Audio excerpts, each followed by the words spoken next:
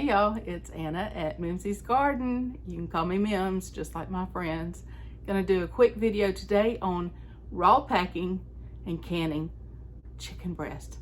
Super easy. Let's go. I've been to the butcher, Night Butcher in Laurel, Mississippi. That's where I get all my chicken and beef. Today we're gonna can it.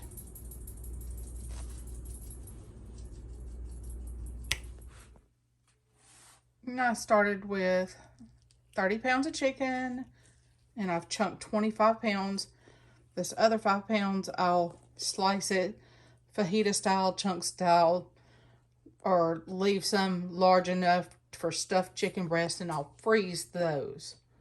So, you can see I've got gloves here, and I'm wearing gloves. These are clean. And you want to keep your work area as clean as possible.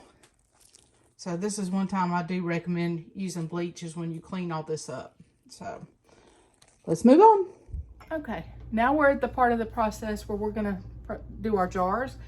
Be sure you have clean, cool jars. Your chicken's cold, you want your jars cold. You want your lids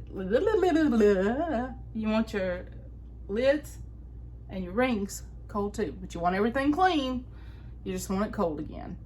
And water in the canner is cold. You'll bring everything up to pressure together. So let me grab my gloves because I'm not touching that chicken raw. I just can't. And we're gonna pack a jar too. And I'm gonna show you how it's done. It's really easy. You don't have to add any fluids. You can add salt if you want to. I'm not adding salt. I'm just taking the chunks of chicken and they're cut in all kinds of shapes. Doesn't matter. Throw them down in there. Start squishing them in a little bit because you're going to want to pack it kind of tight.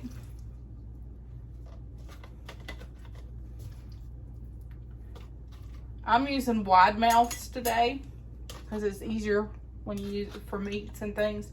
And I'm just going to take my little debubbler and push this chicken down in here so we can get it good and tight. All right. Now, you want to leave that 1 inch head space.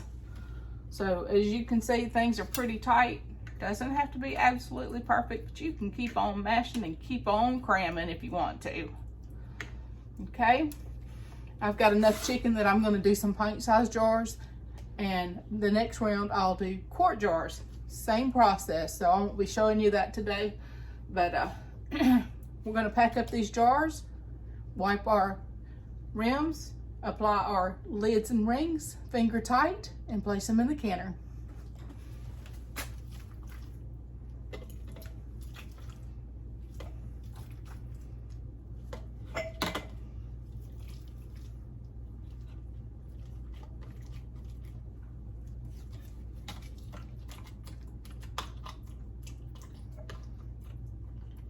It's a good, squishy, fun thing to do, huh? Yeah, I have to have gloves.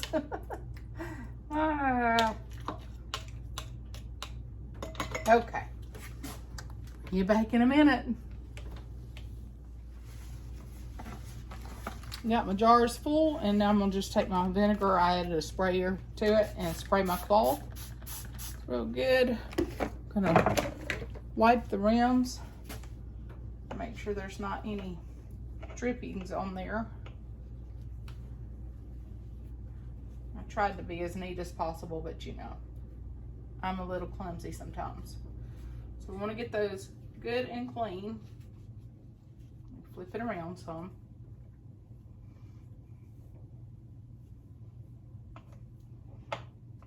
And then we're going to apply our lids.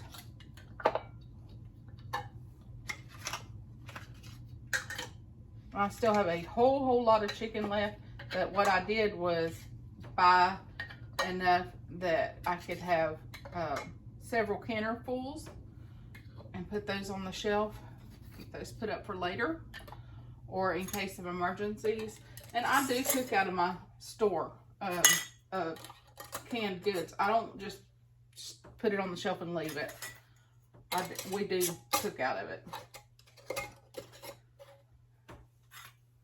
All right. Yeah, I like my lids turned one way. I'm a little bit goofy about stuff.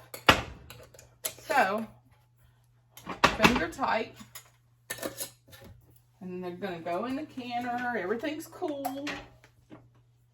And you're gonna check with your ball book to see what your processing times are.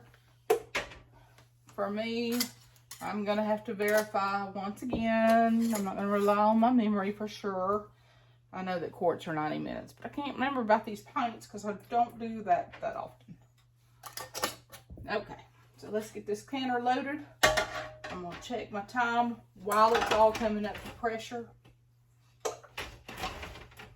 Ooh, 1, 2, 3, 4, 5, 6, 7, 8. I thought my thing, oh, it will. No, it won't. Not on wide mouse. Got an extra jar there.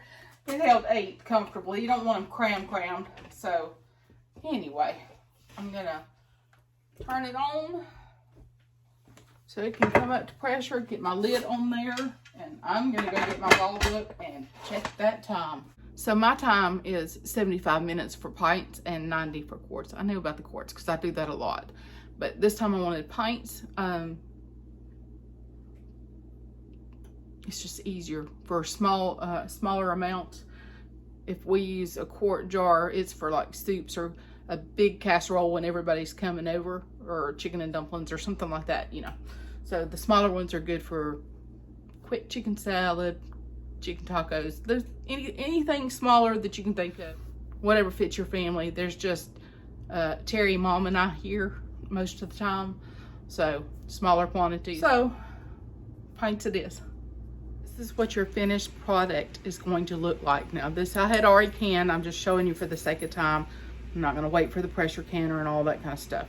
So, because y'all have already learned from canning, if you're getting ready to can meat, you've probably canned something else before, that you're going to take it out of your canner and let it sit overnight to cool, and then wipe your jar and put it up, date it and all that. So anyway, this is what it looks like. Your chicken's in there, and this is why you don't add liquid. It settles into its own broth. And if your recipe calls for broth, use this broth. If it doesn't, pour it over into something else and save it for a recipe coming up soon that you can use it for. You know, you don't want to waste that good stuff. So anyway, this is what your finished product is going to look like. Boneless breast works perfect for us, for any recipe that I do. Thank you for watching. Please hit that like and subscribe button. And I hope you learned something today, and I hope this was quick.